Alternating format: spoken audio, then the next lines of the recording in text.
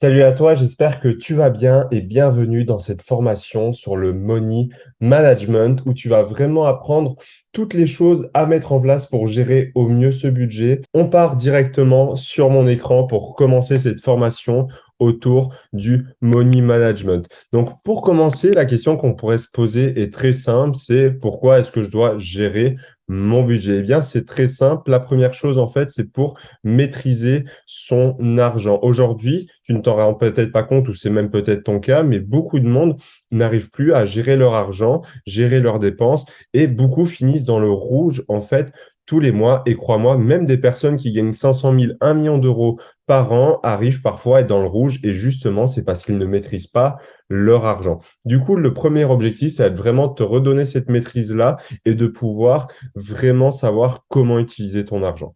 La première chose, ça va être d'éviter en fait les dépenses inutiles. Pourquoi? Parce qu'aujourd'hui, on voit beaucoup de monde qui souscrivent à plein d'abonnements, peu importe quoi, hein, ça peut être salle de sport, ça peut être abonnement en ligne, et qui n'y vont absolument jamais. Ça peut faire partie de ces dépenses inutiles-là. Car aujourd'hui, on va pas se mentir, beaucoup de tes achats ne vont plus te servir dans les 5 prochaines années ou même l'année prochaine. Et ça, c'est une problématique. Pourquoi? Parce qu'en fait, si tu veux, ça va te bouffer une partie de ton budget très rapidement sans vraiment le savoir parce qu'en fait, c'est des petits achats minimes ou alors c'est des petits abonnements qui traînent mais que tu ne penses pas à couper ou alors c'est des optimisations au niveau de factures, de frais que tu ne penses pas à faire et qui, à la fin de l'année, peuvent te coûter parfois des milliers et des milliers d'euros et c'est de l'argent que tu perds de tes poches et donc c'est totalement bête. Mais t'inquiète pas, je vais te montrer par la suite comment gérer tout ça. Ensuite, le fait de maîtriser ton argent, c'est-à-dire que tu vas pouvoir continuer à te faire plaisir parce qu'aujourd'hui, on voit beaucoup de monde qui essaient d'appliquer un régime à leurs finances, c'est-à-dire se priver d'absolument tout. Et forcément, on le verra par la suite, mais ça va les dégoûter. L'objectif, c'est de pouvoir continuer de se faire plaisir quand on gère son budget, mais de se faire plaisir intelligemment. C'est-à-dire pas commencer à dépenser 1000 euros en boîte de nuit tous les soirs, des choses comme ça. Simplement des plaisirs simples qui, toi, te tiennent à cœur. Je vais pas commencer à te dire, il faut que tu arrêtes ton café le matin pour économiser 30 centimes. Non, ne t'en fais pas. L'objectif, c'est que tu continues à garder un certain mode de vie qui te fasse plaisir, mais en évitant certaines dépenses inutiles qui ne t'apporteraient absolument rien. Ensuite, le fait de maîtriser ton argent, ben, simplement, ça va te permettre d'optimiser ton épargne et tes investissements. Alors peut-être que tu n'investis pas encore à l'heure actuelle. Si c'est quelque chose qui t'intéresse d'ailleurs, n'hésite pas à aller regarder sur ma chaîne YouTube. Je parle de plein de choses à ce niveau-là. Et si tu veux souhaites débuter, tu as une petite vidéo qui s'affiche juste ici. Mais en tout cas, tu vas épargner, ça c'est sûr, dans 95% des cas, les gens épargnent et tu vas même pouvoir commencer à investir par la suite. Et donc, le fait de maîtriser son argent, ça veut dire que tu vas pouvoir mettre plus de côté chaque mois et investir plus. Évidemment, si tu ne sais pas pourquoi tu investis ou tu épargnes, tu ne vas jamais mettre plus de côté parce que pour toi, c'est de l'argent qui n'est pas utilisé et qui dort. Mais si tu sais réellement pourquoi tu épargnes pour créer une retraite, que tu es investi également pour pouvoir avoir une certaine liberté financière à l'avenir ou au moins une autonomie et ne plus compter sur l'État, là, pour toi, ça va vraiment faire sens d'essayer d'épargner au maximum et de maximiser ton épargne et tes investissements. Mais pour ce faire, eh bien, tu vas devoir avoir la maîtrise sur cet argent-là. C'est pourquoi c'est un point extrêmement important. Enfin, le dernier point, c'est que ça va te créer une habitude saine. Aujourd'hui, beaucoup de monde ont une relation un peu toxique, j'ai envie de dire, avec l'argent, c'est-à-dire que tu vas demander aux personnes dans la rue, bon, le fais pas, je te conseille, sinon tu risques de prendre quelques refus, mais si tu demandes aux personnes dans la rue combien est-ce qu'il leur reste sur leur compte en banque, la majorité d'entre eux, ça sera peut-être même ton cas, vont te dire, je sais pas et je préfère pas regarder, je regarderai ça à la fin du mois. En fait, les gens sont dans le déni quand il s'agit de regarder les dépenses qu'elles ont faites ce mois-ci, notamment les chèques accentuent ça. Pourquoi? Parce que je vois qu'en France, on les utilise encore beaucoup. En Belgique, ça n'existe même plus. Mais en France, c'est le cas et je vois que beaucoup de monde vont les utiliser afin, en fait, que la dépense soit encaissée plus tard et au moins ils ont pu y penser. C'est comme finalement ils n'avaient rien dépensé. Eh bien ça, c'est problématique, je trouve. Et le fait de maîtriser ton argent va commencer à créer une habitude saine pour celui-ci. Tu vas savoir exactement combien tu dépenses, comment ça fonctionne, etc., etc. Et enfin, ça va te permettre de ne pas rentrer dans le jeu de la société. Aujourd'hui, qu'est-ce que veut notre société? C'est que tu consommes, que tu consommes et que tu consommes, que tu achètes encore plus. C'est pour ça qu'on invente plein de choses pour te faire acheter quoi qu'il arrive, c'est-à-dire payer en plusieurs fois, payer après avoir essayé, retour sur 40 jours gratuits. Enfin bref, on va vraiment essayer de te vendre le produit au maximum, peu importe tes moyens. J'ai même vu l'autre jour des crédits pour acheter des jeans Akihabi. Donc là, je me dis qu'on pousse vraiment le vice très très loin. Mais donc, il faut que tu comprennes que tu dois absolument pas rentrer dans le jeu de la société. Et malheureusement, comment on y rentre? Ben, par le biais de l'argent. Et si tu ne le maîtrises pas, tu vas très vite tomber dans un engrenage. C'est-à-dire que tu vas commencer ta carrière peut-être à 2 000 euros, tu vas avoir une augmentation à 3 000 euros, tu vas augmenter ton style de vie, tu vas commencer à acheter une nouvelle voiture, une nouvelle maison, on va t'augmenter à 5 000 euros, tu vas augmenter ta voiture, tu vas acheter une plus belle maison, tu vas consommer plus d'affaires luxueuses et petit à petit, tu vas augmenter ton niveau de vie en même temps que tes revenus. Et le gros problème, c'est que tu seras toujours au même point à la fin du mois, c'est-à-dire avec très peu d'argent à la fin, et ce, peu importe combien on t'en donnera. Il faut comprendre que l'argent, en fait, c'est vraiment un amplificateur de ce que vous êtes. C'est-à-dire, si aujourd'hui, tu épargnes 20% de ton revenu, eh bien, avec 1 million d'euros en plus chaque an, tu épargneras 20% toujours, et donc tu vas augmenter ta masse d'investissement. Si maintenant, tu claques tout en boîte de nuit et en restaurant, qu'est-ce qui va se passer si tu gagnes le double de ton salaire actuellement? Eh bien, tu vas simplement te faire des restaurants encore plus luxueux, etc., etc. Si tu es une personne qui donne énormément aux associations, tu vas donner encore plus. Si tu es une personne qui aime faire des paris sportifs, tu vas parier encore plus, etc., etc. Donc, ne rentre pas dans le jeu de la société. Et comment faire ça? C'est en maîtrisant son argent avant tout. On va maintenant passer au point d'investir plus. Alors, peut-être que tu n'investis pas encore, mais ça peut s'appliquer aussi à ton épargne. Tu vas épargner plus. Si d'ailleurs tu veux en savoir plus sur le sujet de la bourse et que ça t'intéresserait d'investir dedans, j'ai lancé un challenge d'une semaine totalement offert. C'est le premier lien en description. On va voir pourquoi est-ce que seulement 5% des personnes réussissent à investir en bourse et qu'est-ce qu'ils mettent en place que les autres ne mettent pas. Alors que c'est quelque chose de très simple. Ça te permettra en fait d'avoir les premières bases avant d'investir pour être sûr de commencer sereinement. Mais dans tous les cas, avoir une gestion financière, ça va te permettre d'investir plus et d'économiser plus. Et donc, pourquoi? Eh bien, parce que plus d'argent égale plus d'investissement. Si tu gagnes 2 000 euros, et tu verras, on reprendra cet exemple par la suite, et que tu claques tout et qu'il te reste seulement 200 euros à la fin du mois, ben, tu vas épargner ou investir seulement 200 euros. Si maintenant, tu arrives ne serait-ce qu'à augmenter de 100 euros cette épargne, eh bien, ça te paraît peut-être peu, mais en fait, c'est un avantage énorme. Ici, je t'ai mis deux cas et similaires. Premier cas, on investit 200 euros par mois à 10% par an, ce qui est le rendement historique de la bourse et du SP500 depuis 1957, à hauteur de 35 ans. Donc, imaginons pour préparer une retraite. Tu aurais 759 000 euros. Ici, c'est en dollars, mais le calcul est exactement le même en euros. Et en plus de ça, on a la parité euro-dollar actuellement. Mais si tu arrives à seulement investir 100 euros de plus chaque mois, eh bien, tu passes non plus de 759 000 euros, mais bien à 1 138 000 euros, donc près de 400 000 euros de plus en investissant seulement 100 euros de plus sans changer ton rendement, sans changer ta période de temps. Donc, parfois, investir ne serait-ce que 50, 100 euros de plus par mois, ça peut faire toute la différence quand cet argent-là travaille pour toi. Et c'est notamment l'avantage de la bourse.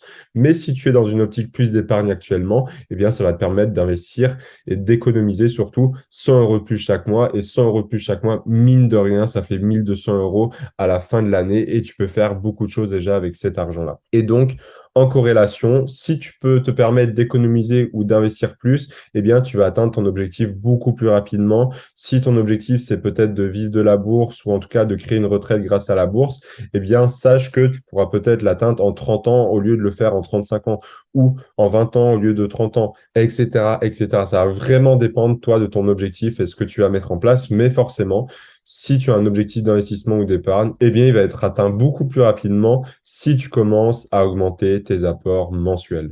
Et enfin, pour finir, on va voir comment et pourquoi reprendre le contrôle. Pourquoi? Parce qu'en fait, si tu ne contrôles pas tes dépenses, comme on l'a vu avant, ben, tu auras tendance à absolument tout dépenser. Alors que maintenant, si tu arrives à reprendre le dessus, tu vas pouvoir déjà de une, ne pas tout dépenser, voire pire pour certains, ne plus finir dans le rouge, parce que honnêtement, il y a de plus en plus de Français qui se mettent dans le négatif chaque mois, suite à certaines personnes qui n'ont pas le choix malheureusement pour survivre, ou d'autres qui pourraient limiter leurs dépenses, mais qui ont des dépenses malheureusement extravagantes et qui leur font dépenser plus que ce qu'elles gagnent. Et ça, c'est problématique. Et ensuite, si tu ne reprends pas le contrôle, tu risques de perdre le contrôle sur ton pouvoir d'achat. On voit aujourd'hui l'essence qui augmente. On voit énormément de choses autour de nous, voire même le panier de courses qui a largement augmenté en l'espace d'un an seulement. Donc, je te conseille, et le money management va te permettre de reprendre le contrôle sur absolument toutes tes dépenses. Et ça, c'est hyper important. Et on va voir ici, en fait, la méthode à utiliser pour reprendre le contrôle. Justement, cette méthode s'appelle le 50-30-20. Tu verras, il y a un petit bonus qui t'attend juste après. Je t'expliquerai ça juste après cette méthode-là. Mais du coup, qu'est-ce que le 50-30-20? En fait, c'est super simple. C'est comment est-ce qu'on va répartir le salaire que tu as gagné. Donc, on va prendre 50% qui vont aller pour tes dépenses obligatoires. Donc, c'est-à-dire que 50% iront pour le loyer, la nourriture, les factures. Attention, tes dépenses obligatoires, ce ne sont pas tes abonnements à la salle de sport, ce n'est pas ton abonnement de Netflix, c'est vraiment les choses de base pour vivre et survivre. Donc, le loyer, comme tu as compris, de la nourriture, et la nourriture, c'est pas du resto, c'est pas du McDonald's, c'est simplement aller faire ses courses de manière saine et logique. Ensuite, tu auras 30% qui iront pour tes loisirs, comme ça, tu peux continuer de profiter. Évidemment, l'objectif, comme je te l'ai dit, c'est pas de se priver, où tu pourras mettre 30% de ton salaire dans des restaurants, dans des cinémas, dans des abonnements Netflix, salles de sport, etc., etc., mais que tu gardes cet aspect aussi plaisir. Et enfin, 20% iront dans l'épargne et l'investissement. Donc, ça peut aller dans ton fonds de sécurité, dans ton livret A, par exemple. Aujourd'hui, je t'invite vraiment à utiliser le livret A uniquement pour avoir un fonds de sécurité, c'est-à-dire prévoir des imprévus, dans le sens, tu as la batterie de ta voiture qui lâche, tu as eu appeler un plombier en urgence, une dépanneuse, peu importe. Tu sais que tu as ce fonds de sécurité-là qui va te servir à ça. Et ensuite, le reste, je t'invite à commencer à te renseigner pour l'investir en bourse, en crypto-monnaie, en or. Le but, c'est que cet argent travaille pour toi et qu'il puisse se développer pour te créer un patrimoine beaucoup plus gros à l'avenir, en tout cas. Et en fait, si tu veux, tu vas dédier 20% à ça. Donc, mine de rien, ça peut représenter une belle somme suivant ton salaire. Mais en même temps, ça va éviter de grignoter sur tes loisirs et te dégoûter aussi et te laisser une marge forcément pour tes dépenses obligatoires parce qu'aujourd'hui, tu vas être obligé peut-être de payer un loyer, une nourriture, des factures. Attention, évidemment, c'est un schéma qu'on peut répartir sur la moyenne des gens, mais certaines personnes pourront, par exemple, dédier 80% à leurs investissements s'ils sont jeunes ou s'ils gagnent beaucoup d'argent. D'autres personnes devront dédier 70% dans leurs dépenses obligatoires. Donc, c'est à toi aussi de l'adapter en fonction de ta situation. Mais essaye déjà de partir sur cette base-là. Et puis, si tu vois que tu peux changer certaines choses, moi, de mon côté, j'ai inversé le 30 et le 20, c'est-à-dire que j'ai toujours 50% pour mes dépenses obligatoires, mais maintenant, mes 30%, ils vont pas dans le loisir, mais dans l'épargne et l'investissement.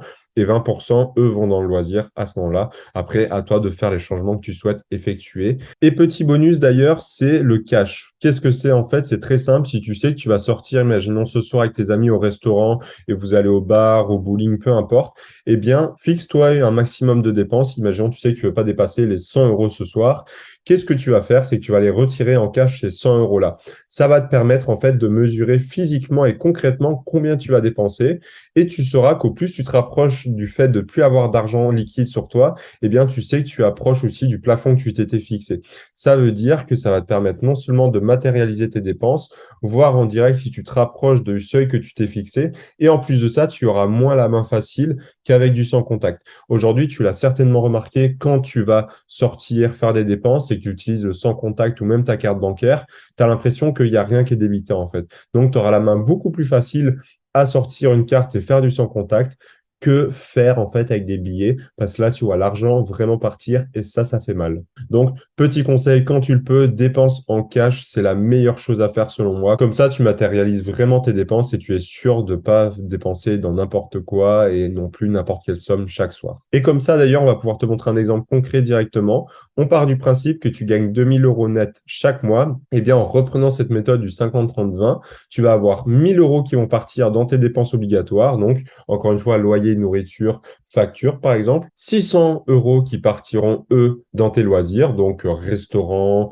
partir en vacances, peu importe. Là, honnêtement, tu te fais plaisir. Le but, c'est aussi que tu puisses aussi te lâcher un petit peu. Tu gagnes de l'argent. Il faut profiter de la vie, évidemment, à un moment donné. Et pour finir, tu vas prendre 400 euros pour investir et pour épargner. Peut-être que tu vas mettre 100 euros pour ton épargne de sécurité ou 200 ou 300 euros, peu importe, ça dépend du stade actuel de ton épargne de sécurité. Et le reste, tu vas l'investir dans tes méthodes d'investissement, que ce soit bourse, crypto-monnaie, or, immobilier, peu importe. Mais voilà, du coup, comment répartir 2000 euros avec cette méthode qui marche extrêmement bien pour moi déjà de une. Mais comme tu l'as compris, j'ai un petit peu ajusté. Donc, ça sera à toi aussi de voir comment est-ce que tu vas pouvoir l'adopter et forcément la personnaliser à ton profil. Et le but, c'est pas non plus de te dire, ben, j'ai envie de mettre 80% de loisirs parce que là, en fait, au final, ça sert à rien de mettre du money management. C'est aussi d'essayer de limiter tout ça, mais en continuant de te faisant plaisir. Et pour passer aussi sur comment optimiser ce 50-30-20, c'est en faisant du multibanking. Si tu ne connais pas ce principe-là, c'est simple, c'est d'être dans plusieurs banques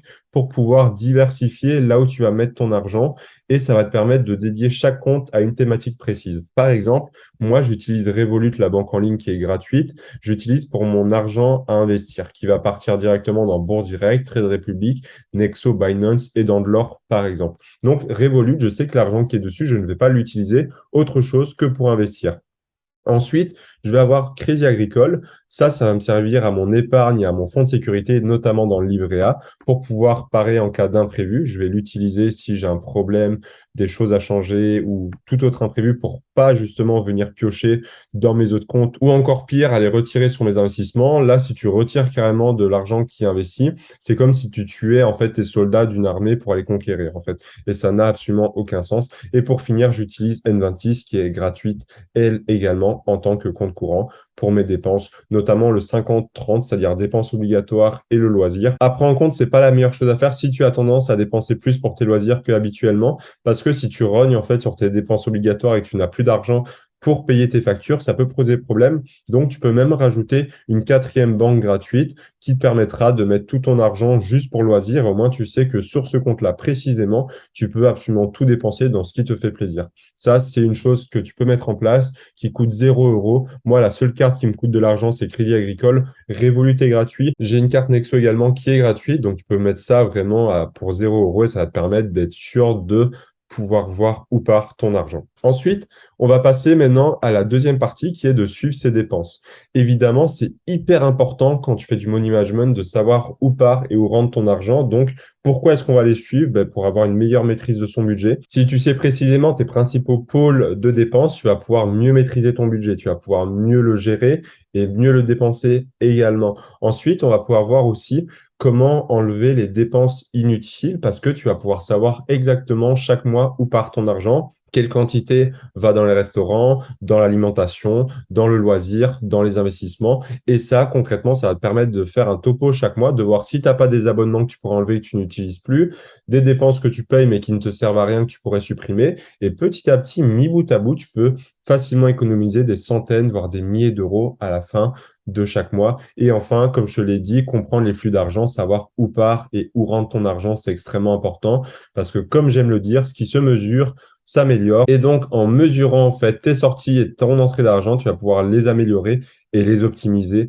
à ce moment-là. Et du coup, comment faire pour suivre tes dépenses? C'est hyper simple. Soit tu peux utiliser un tableur Excel, Google Sheet. D'ailleurs, si tu veux recevoir le mien, eh bien, n'hésite pas à commenter cette vidéo en me disant que tu aimerais le recevoir et je ferai une vidéo spécialement sur le sujet pour te le présenter et que tu puisses le télécharger. Ou alors, tu utilises une application mobile comme Banking ou alors tu notes dans un carnet et tu fais les comptes chaque mois. Mais en fait, il y a une seule règle à respecter, c'est tout noter, que ce soit tes paiements en carte bleue, en cash ou en chèque, et que tu fasses le compte à la fin de chaque mois. Pourquoi à chaque mois? Parce que si tu fais à la fin de chaque année, tu n'auras jamais le temps d'améliorer des choses, tu ne pourras pas vraiment voir comment améliorer chaque mois. Donc l'objectif, c'est que chaque mois, tu saches où est parti ton argent, dans quel poste de dépense, et que justement, en suivant tes dépenses, le rôle est également de te fixer des objectifs, c'est-à-dire que pour le mois d'après, tu vas essayer d'investir 100 € de plus, ou alors tu vas essayer de réduire de 5% tes dépenses, de chercher peut-être un forfait téléphonique moins cher qui propose les mêmes fonctionnalités, etc., etc. L'objectif également, quand tu fais du money management, c'est de te fixer des petits goals à atteindre histoire de améliorer tes finances mois après mois. Évidemment, il y a un moment où tu pourras plus investir plus, tu auras atteint un plafond, j'ai envie de dire, donc il faudra peut-être augmenter tes revenus. Il y aura un moment où tu pourras plus réduire tes dépenses, hein. Il y a un moment où il faut continuer de se faire plaisir, ou tu auras aussi le forfait le moins cher possible. Mais là, si tu es en train de regarder la vidéo, ça m'étonnerait que tu aies fait tout ça. Donc, je te conseille de vraiment te fixer des objectifs au mois et de voir comment les atteindre justement en notant et en faisant les comptes tous les mois. Et pour finir, comme je te l'ai dit, attention au syndrome du régime, c'est-à-dire que ce que tu dois absolument pas faire, c'est se priver de tous les petits plaisirs. On voit parfois des youtubeurs ou d'autres personnes, ils partent trop dans l'extrême, c'est-à-dire t'enlèves ton café le matin, tu arrêtes ton abonnement à la salle de sport, etc., etc. Non, il faut que tu continues à garder ces petits plaisirs, c'est important. Sinon, tu ne tiendras absolument jamais. Par contre, oui, si tu vas à Starbucks tous les matins, essaye de regarder plutôt pour finalement te faire un petit café chez toi qui coûtera moins cher, des choses comme ça. L'objectif, c'est pas d'enlever tes plaisirs, c'est juste de les garder, mais de voir comment est-ce que tu pourrais améliorer tes dépenses pour éviter de dépenser autant chaque fois. Par exemple, si tu peux te rendre au travail et à vélo parce que c'est pas très loin de chez toi, eh bien fais-le. Toutes ces petites choses-là, ces petits gestes du quotidien qui vont absolument pas t'impacter, mais qui vont augmenter drastiquement ton budget à la fin de l'année. Ensuite, ça peut être aussi une problématique, c'est si tu veux maximiser tes investissements, c'est-à-dire que tu te dis, tiens, je gagne 2000 euros, je sais pas, je dis n'importe quoi, et tu vas absolument mettre 1000 euros dans tes investissements. Eh bien, ça, c'est problématique aussi parce que tu vas certainement te priver de beaucoup de choses et tu risques de ne pas tenir sur la durée. Il faut savoir que quand tu investis, c'est certainement à long terme de ton côté. Et donc, je te conseille vivement de faire des investissements que tu sais que tu pourras tenir sur la durée. Si tu investis 1000 euros sur 2000 euros, il y a très peu de chances que tu puisses tenir ça pendant 20 ans, 30 ans. Alors, si tu peux, je te le souhaite et tant mieux. Si tu souhaites mettre 1000 euros aussi, je t'en empêche pas parce qu'au plus tu investis, au mieux seront les résultats à la fin. Mais aussi, essayer de garder une logique long terme parce que si tu commences à mettre trop en investissement, tu risques de te dégoûter de ceci. Et ensuite, si tu te forces absolument à arrêter la salle de sport pour économiser un peu d'argent, si tu te forces à arrêter ta passion pour récupérer un peu d'argent, ou si tu te forces de toute façon, en tous les cas, peu importe, ça ne marchera jamais. En fait, je compare ça au régime parce que au bout de 2 mois, tu vas laisser tomber car trop strict. C'est comme les personnes qui souhaitent perdre en fait 20 kilos et qui commencent à manger que des feuilles de salade avec de l'eau. Tu te rends bien compte que ça va peut-être passer une semaine ou deux, mais dès la troisième semaine, ils vont totalement arrêter et ça risque parfois d'être pire. En régime, on a même ce syndrome-là, c'est-à-dire que parfois, tu vas faire un régime tellement strict que dès que tu vas un petit peu te laisser aller, eh bien là, ça va repartir x10 parce que tu voudras compenser tout ce que tu as raté durant la période du régime. Donc, je te conseille vivement de trouver le meilleur équilibre, de pas que ça paraisse pour un régime hyper strict, mais simplement quelque chose qui va aller petit à petit, qui va pas t'impacter au quotidien. Donc, ce que je te conseille et qui serait à faire, c'est déjà se faire plaisir de manière raisonnable. C'est-à-dire, tu vas pas aller dépenser 1000 euros chaque soir en boîte de nuit. Tu vas pas faire des restaurants à 400 euros la table. Non, tu te fais plaisir. Tu continues d'aller au restaurant, au cinéma, au bowling, au bar, peu importe, mais de manière raisonnable. Tu vas pas commencer à aller claquer tous les soirs 1000 euros ou même 100 euros. Ensuite, allouer un budget plaisir par mois, ça va te permettre d'être sûr que tous les mois, tu sais que tu vas pouvoir décompresser, te faire plaisir, profiter de la vie tout simplement. Et là, notamment avec 30% en suivant la règle des 50, 30, 20. Donc, par exemple, 600 euros si tu gagnes 2000 euros net par mois. Et enfin, trouver les dépenses à enlever chaque mois, ça, c'est la meilleure chose à faire parce que tu vas pouvoir te fixer des objectifs d'amélioration. Tu vas pouvoir également continuer petit à petit d'essayer de grappiller quelques dépenses qui ne te servent strictement à rien mais qui te coûtent de l'argent.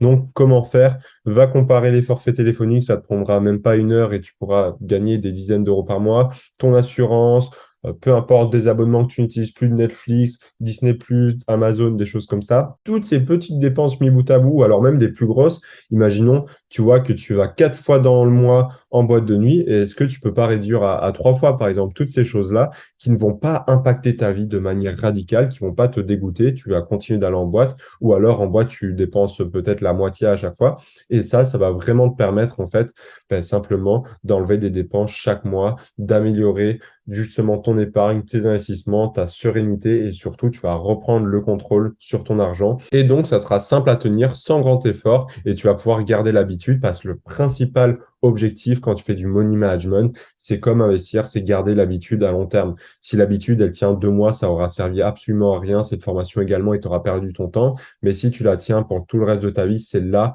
où tu vas avoir une grosse différence et tu ne vas pas tomber dans les pièges de la classe moyenne, de commencer à augmenter justement son lifestyle par rapport à son revenu et donc acheter toujours des voitures plus grosses, des maisons plus grosses pour impressionner tout le monde. Là, non, tu sais que tu vas pouvoir maîtriser tout ça et tirer parti de l'argent justement qui te restera pour développer ton patrimoine d'une autre manière, notamment avec les investissements. Donc, la règle essentielle, c'est surtout de se payer en premier pour finir. Si tu as une chose à retenir, c'est de se payer en premier. C'est-à-dire, n'attends pas la fin du mois pour investir et de voir ce qui te reste. Non, être sûr de pouvoir investir, ça veut dire d'investir dès que tu reçois ta paye. Évite d'attendre aussi la fin du mois, comme je te l'ai dit, parce que ça va te causer à chaque fois ce syndrome du non, mais j'ai pas d'argent ce mois-ci à investir. Tu as toujours de l'argent à investir de manière générale, c'est juste que tu fais tes dépenses loisirs avant. Et là, l'objectif, c'est justement de remettre la priorité sur ton patrimoine, sur ton avenir financier et de commencer à investir en premier. C'est ce que je peux te conseiller le mieux, ou alors d'épargner, peu importe. Mais l'objectif, c'est que tu fixes un petit budget chaque début de mois, que tu vas retirer tes dépenses loisirs qui serviront simplement à économiser ou investir. Et ça va te permettre, encore une fois, de reprendre la main sur tes finances pour ne pas tout dépenser, parce que je vois beaucoup de monde qui me disent, ah, mais je peux pas épargner ou je peux pas investir chaque mois parce que tu vois, je gagne 2 000 euros, mais à la fin du mois, je suis à découvert de 50 euros. Alors que si ces personnes-là prendraient sur ces 2 000 euros, évidemment, il y en a qui peuvent pas, ça c'est d'autres sujets, mais il y a beaucoup de monde dans ce cas-là qui pourrait simplement retirer 100, 200 ou 300 euros de leur salaire chaque début de mois, les mettre de côté et après dépenser le reste. Et là, elles auraient de l'argent à investir et à économiser. Mais donc, si je peux te donner un plan d'action exact, eh bien, c'est celui-ci. C'est-à-dire que ton jour de paye, donc le jour 1, le jour où tu reçois ta paye, première chose que tu fais, c'est que tu répartis sur ton multibanking ton compte qui va servir d'investissement d'épargne, ton compte pour le loisir, ton compte de compte courant, etc., etc. Juste après ça, tu payes toutes tes factures ou tes dépenses obligatoires. Évidemment, peut-être qu'elles n'arriveront pas le même jour, donc tu mets de côté et tu prévois pour celle-ci. Normalement, tu sais à peu près tous les mois combien tu as de dépenses obligatoires, donc tu mets de côté. Juste après ça, tu vas mettre tes 20% dédiés à l'épargne ou à l'investissement directement sur ton livret A ou sur les produits dans lesquels tu investis. Et après, tu pourras te faire plaisir avec le reste pour faire du shopping, te faire plaisir, etc., etc. Mais voilà, j'espère que cette formation t'aura plu. Si tu as des moindres questions, n'hésite pas à me les poser dans les commentaires. Mais concrètement, aujourd'hui, pour résumer cette formation de money management, pourquoi gérer son budget? Eh bien, maîtriser son argent, pouvoir investir plus et donc développer un gros patrimoine avec le temps. Je te rappelle qu'il y a le premier lien en description pour participer à un challenge 100% offert pour commencer et comprendre comment débuter en bourse. Reprendre le contrôle également et pas subir cette société de consommation. La méthode à utiliser, le 50-30-20, c'est-à-dire investir 50% dans tes dépenses obligatoires, 30% dans tes loisirs, 20% dans ton épargne et pour investir. Le bonus, c'est faire tes dépenses en cash, c'est-à-dire quand tu sors avec des amis, prends du cash pour respecter ton objectif. Ensuite, le multibanking va te servir à créer différents comptes pour différents objectifs, argent pour investir, de l'épargne, du fonds de sécurité, du compte courant. Et enfin, pour finir, voilà, le but, ça va être de traquer tes dépenses avec tableau Excel. Dis-moi en commentaire si tu veux que je fasse une vidéo spécialement sur le domaine. Et aussi de faire attention au syndrome du régime. Et ne commence pas à partir dans une période où tu vas être hyper strict envers toi-même. Non, laisse du moins un petit peu. Tu vas pouvoir améliorer tout ça avec le temps. Et enfin, paye-toi en premier pour tes investissements et pour tes factures. Et ensuite, tu pourras dépenser. Je te remets ici une dernière fois le planning de comment respecter son management. Tu gagnes ton argent, tu le répartis sur tes différents comptes, tu payes tes dépenses ou tu mets de côté pour ces dépenses-là, tu investis directement après ou tu mets de côté juste après et le reste servira à faire du shopping. J'espère que cette vidéo t'aura plu. D'ailleurs, si tu veux en savoir plus sur le sujet de l'argent, je t'ai fait une vidéo spécialement sur le domaine où je t'explique comment investir en partant de zéro. Si tu veux savoir comment faire, on se retrouve juste derrière. À tout de suite. C'était Maxime.